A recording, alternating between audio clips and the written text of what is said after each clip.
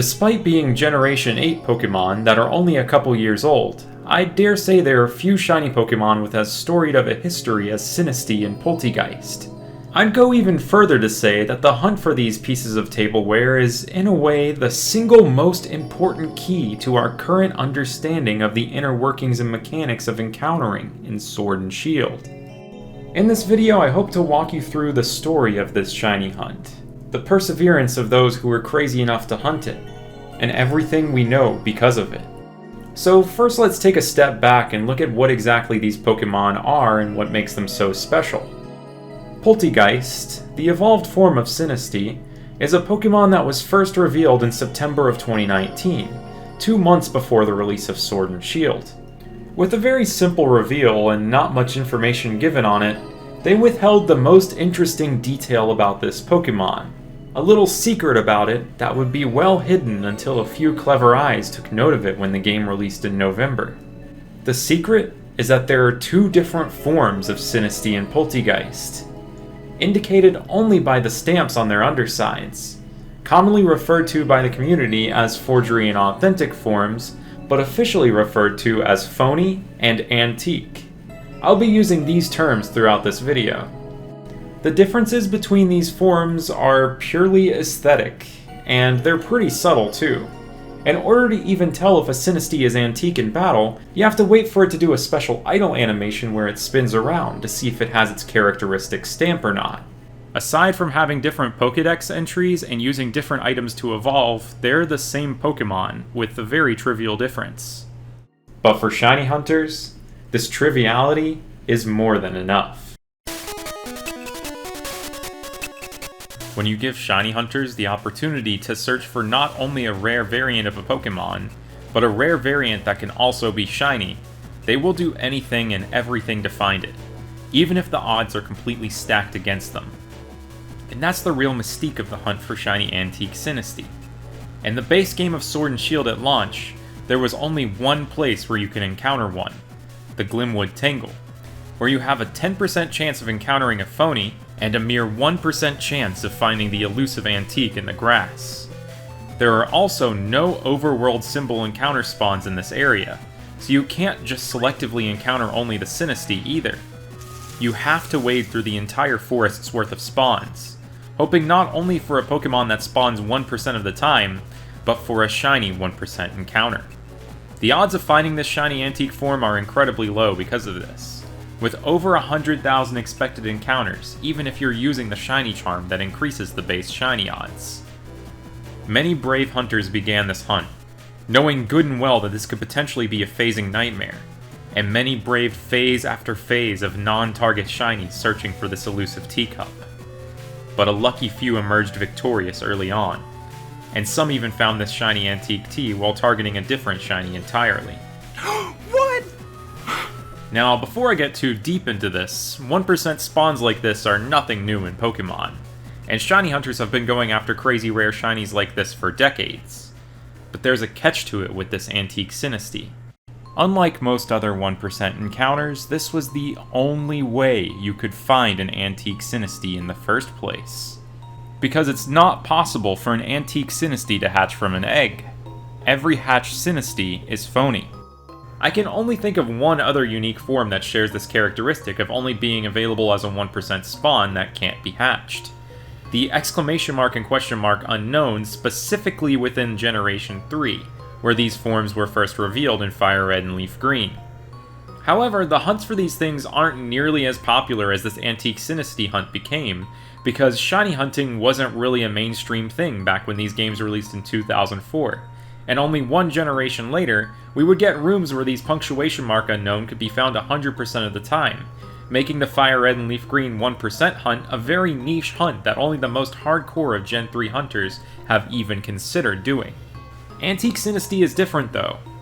We sort of had a perfect storm for it, arriving at a time when shiny hunting was perhaps at an all-time peak in popularity. Many hyped it up to be one of the rarest shinies in existence, and even if future games do eventually trivialize obtaining antique Sinistea in a similar way to these unknown, the legacy is clear, and this will remain one of the coolest shinies that can be encountered in Sword and Shield, and future games cannot take away from that. But can we take away this 1% hunt and make it appear in the wild more frequently? This is a question that shiny hunter and researcher Anubis had, who embarked on a quest to find another way to get this teacup after having bad luck. On a shiny hunt, you may find many things before you find your target. Usually, there are other shinies, but in Anubis' case, they were details on all the shiny hunting mechanics of Sword and Shield. But before I get too ahead of myself, I'll have to talk about the most interesting details of that journey later. For now in Glimwood, the whole community was stumped, as all the previous tools shiny hunters have used to improve 1% hunts didn't seem to work for this antique teacup, such as REPEL tricks. The old school way of doing this where you lead your party with a Pokemon at a specific level and use a REPEL.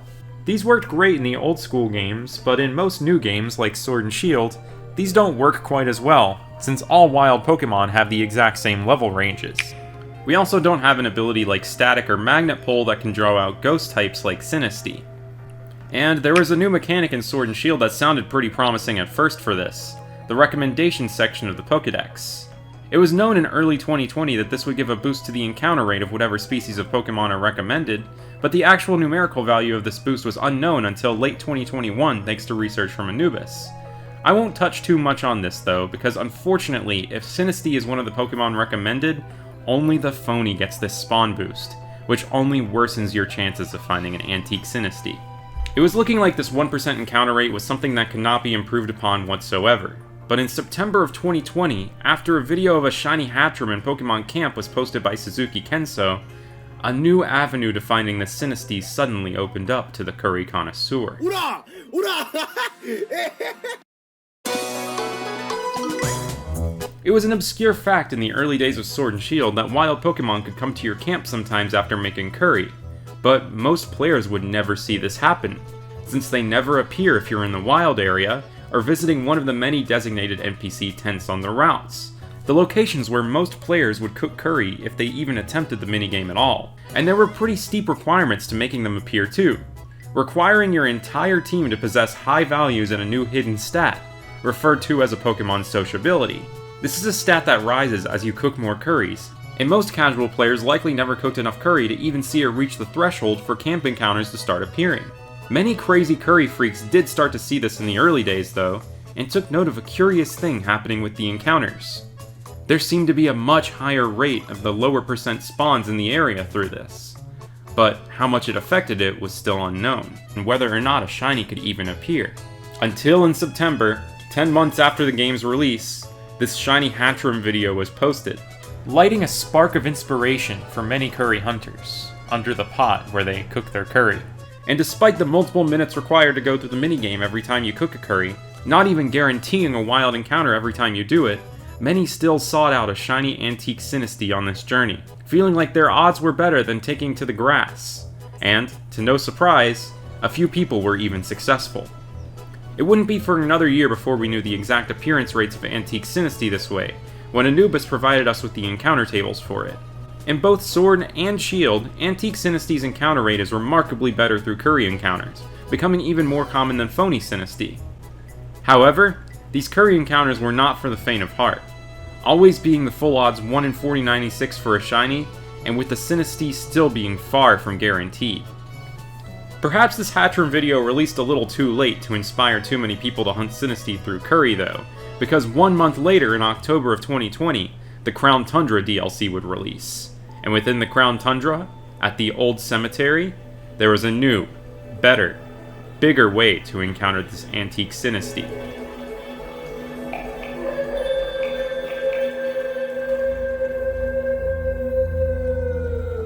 And because of the hunt for Sinistea in this area, our entire perspective on shiny hunting in Sword and Shield would change. For the first time, Sinistea was available as an overworld symbol encounter spawn, meaning you could selectively encounter only the Sinistea and guarantee that you get a shiny cup. But there was a higher ratio of phony to antique Sinistea here than in the Glimwood Tangle. Still, even with this worse ratio, if you only encountered Sinistea here, you would have at worst a 4.76% chance of finding an antique, which was still undeniably better than phasing for a 1% back in Glimwood. For many, this was good enough, and many brave hunters moved their hunts from the forest to the cemetery and eventually found success. Oh my god! Others stayed back in the Glimwood Tangle though, wanting to finish the business where they started. Another less talked about avenue also opened up for Sinistea encounters here that I still haven't personally seen too many people attempt. A specific raid den in the old cemetery that can spawn antique Sinistea and antique Poltegeist. I'm not too surprised hardly anyone hunts it this way though, outside of maybe doing raid den RNG shenanigans, since the ratio of antique to phony is just not good enough to justify how tedious these encounters can be, especially since your best chance of finding one lies in the rare version of the raid den, which is all but guaranteed to be seen when you throw in a wishing piece. You also have no chance of getting the unique rare ribbons wild encounters in Sword and Shield can have, marks, from catching these Pokemon in the raid dens. So going back to these overworld Sinistea encounters and Anubis' journey to find a better way to hunt for antique Sinistea, the first major breakthrough that would lead to our full understanding of the encountering and shiny hunting mechanics of this game would happen in June of 2021, when Anubis posted about finding a shiny antique Sinistea making use of a little detail that, believe it or not, was right underneath our noses on the official Pokemon website this entire time. Enter the T-Smash method. Specifically with these overworld symbol encounters, if you knock one out, don't catch it or run from it, there's a 50% chance that the game will force an encounter from that same encounter slot next encounter. And it just so happens, since Antique Sinistea occupies its own separate encounter slot, we can knock out or smash the Antique Ts to find even more, bringing your odds of finding an Antique Sinistea next encounter from 1% to 50.5%. A truly remarkable difference. In order to make a consistent setup for this that makes it similar to just a normal soft reset hunt, we're going to do something that would otherwise be a big no-no for a Sword and Shield shiny hunter. We're going to save in front of a predetermined overworld spawn and encounter it at the beginning of every reset. Normally this is pointless, because everything about the Pokemon from where we saved is already predetermined. It's the same Pokemon every single reset.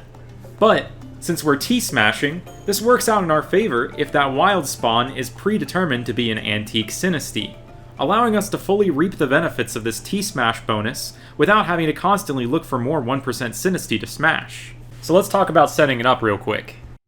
Setting up for this is simple. Walk through the old cemetery, saving in front of every Sinistea you see. Then, capture it and check to see if it's antique.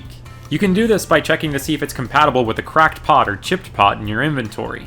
If it's compatible with the chipped, it's antique. Then, whether it's antique or not, reset the game without saving.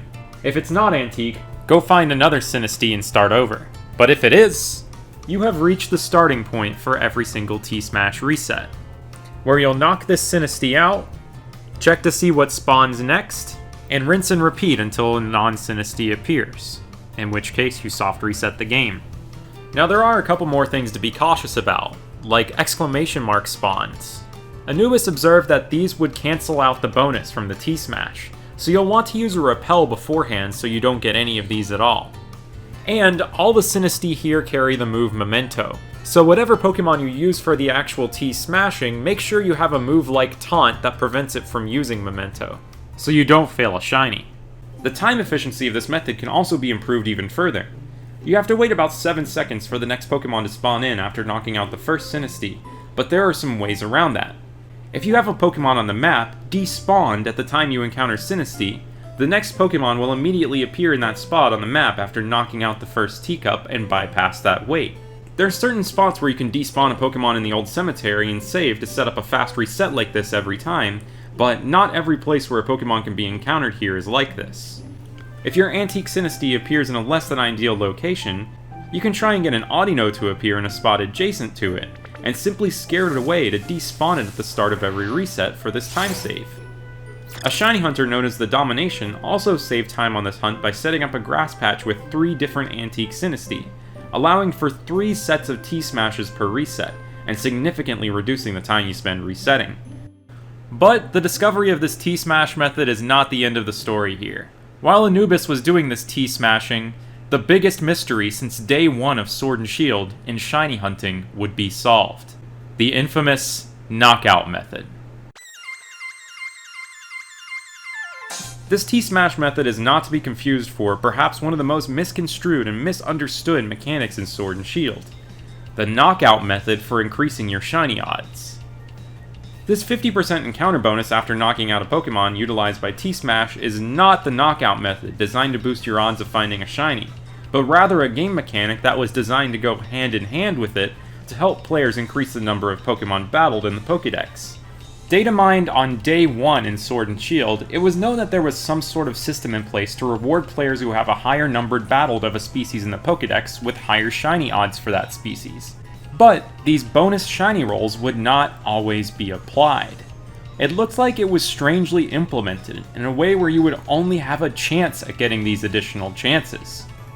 Many found this very bizarre, wondering when their shinies were found thanks to this boost versus when those bonus rolls were not applied at all. And many full odds hunters even went as far as to intentionally not knock out any of their target species to try and keep the hunt full odds. It turns out it wasn't this bizarre or complicated at all. As a few had hypothesized, there was a clear visual indicator of when these bonus rolls were applied, on the yellow Brilliant Aura Pokemon. And we didn't get a concrete confirmation on this until once again Anubis made some observations while catching more shiny antique Sinistea utilizing the T-Smash method. There was clearly a higher rate of Brilliant Aura Sinistea appearing on a game file that had a high number battled, compared to one that had hardly battled Sinistea at all. After observing this, Anubis went a little bit deeper with the research, and confirmed that this knockout method revolved around these Brilliant Aura Pokemon in the first place. You always have at least one additional shiny roll when you encounter one of these brilliant Pokemon, and the number of additional rolls goes up as your number battled in the Pokédex goes up, as does the rate of finding a brilliant Pokemon in the first place.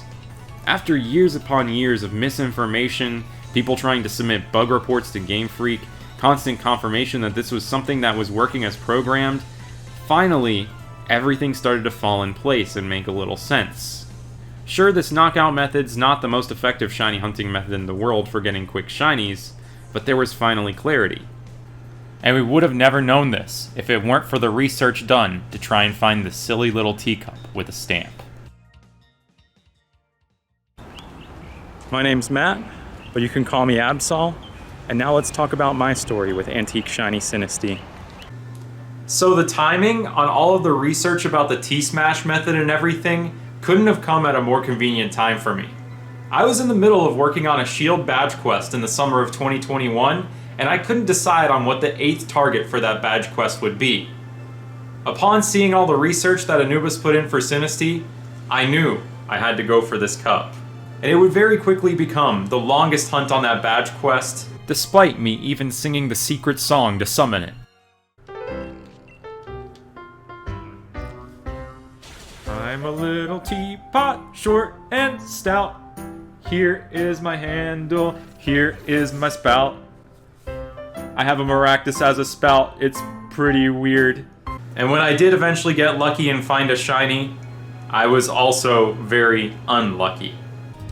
And I wouldn't be shocked if Legends built it. Oh my gosh, shiny Sinistea! Oh my gosh, shiny Sinistea! Oh my gosh! Yes! But in this moment, we're about to find out if this is the only phase, and it appears to be phony. I had hit the roughly 1 in 6 chance of getting a phony shiny Sinistea from this T-Smash. But I didn't give up. But I did take a pretty long break from it before making progress on Phase 2 because Sinnoh happened. And in April, I finally started to make progress on Phase 2 of the hunt. Phase 2 was also a long journey, despite me holding the Festival of Cups to celebrate all things Sinistea in hopes of bringing in the shiny a little bit quicker.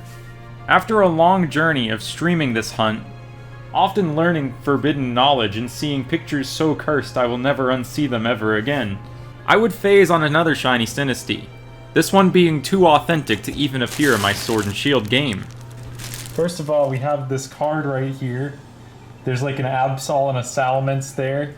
And then... Yo! Finally found it! It's real! Antique Shiny Sinistea! And wait! I never knew this. Inside of every Sinistea, there's not just T, there's also Squirtle. Never would have guessed. It is antique, look!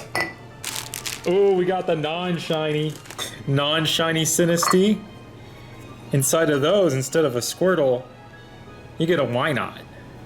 This one is also antique. All right, what do we got? A viewer of the channel and fellow shiny hunter Queen of Sheep had hand-painted these Sinistea cups and wanted to send them to me as a gift. I messed up. This isn't a non-shiny Sinistea. This is the Baja Blast Sinistea. What a cool package. Then I found an extra phony shiny Sinistea.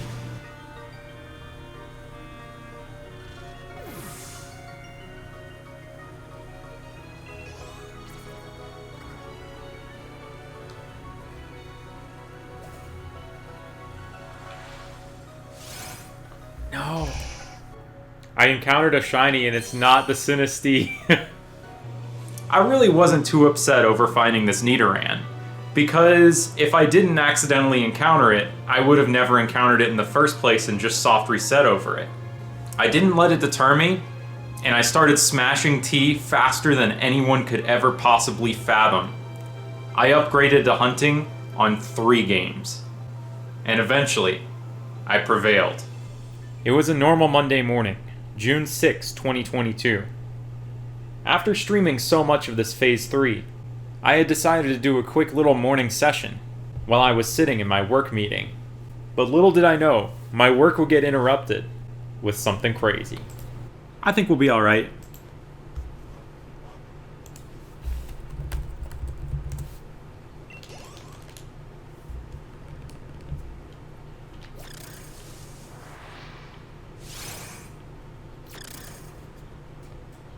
Shiny Sinistea! Shiny Sinistea! Dude! 3458! Oh, let me put the right layout on. There we go. Sorry, this was from stream last night. Dude. 3,458. No way. Oh man, I gotta find the right layout for this, and then we gotta see if it's antique or not. It's antique! It's antique! Yes! Oh, dude! Antique shiny Sinistea! Oh, it's over! 19,075 total T-Smash encounters for antique shiny Sinistea. I'm in a work meeting right now. I hope I'm on mute. I think I'm on mute. Oh my gosh, what a good start to Monday morning. What a good start to Monday morning. I was watching Sonic's stream as well. Dude. Oh, let's master ball this. I don't even care. I'm master balling this.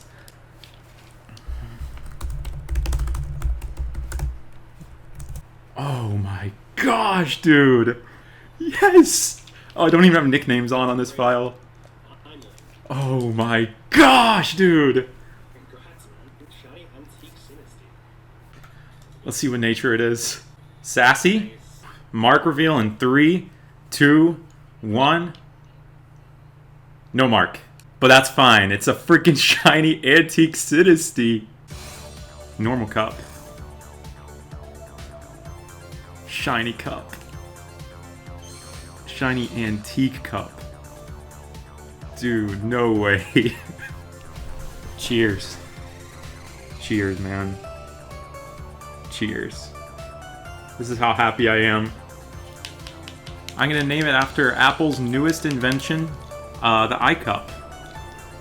I got Pokerus too? What had Pokerus? Did the Sinistea have Pokerus? Oh, baby girl's got it. Who's baby girl? Elise? Okay, never mind. It wasn't the Sinistea that had it.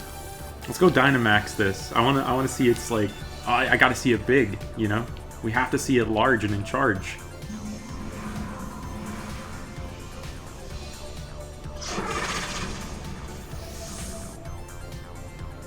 Look at that big. I want to also point out that no shiny charm on this file, and that wasn't one of the brilliant yellow aura Sinistea, so that was full odds. Let's check out this antique in camp real quick, and then we'll evolve into Poltegeist. Look at that! Let's go! That was the money shot right there. Alright, now let's evolve this thing using the chipped pot, exclusively for antique Sinistea. Look at that beaut. I'm not going to save after evolving this, strictly because I'm not sure if I want to keep it a Sinistea or keep it a Poltegeist. And let's learn tea time. And then we have a friend we gotta share tea time with right up there. Let's have a little bit of a tea party. Shiny, Antique Poltegeist, and Sandshrew. Cheers.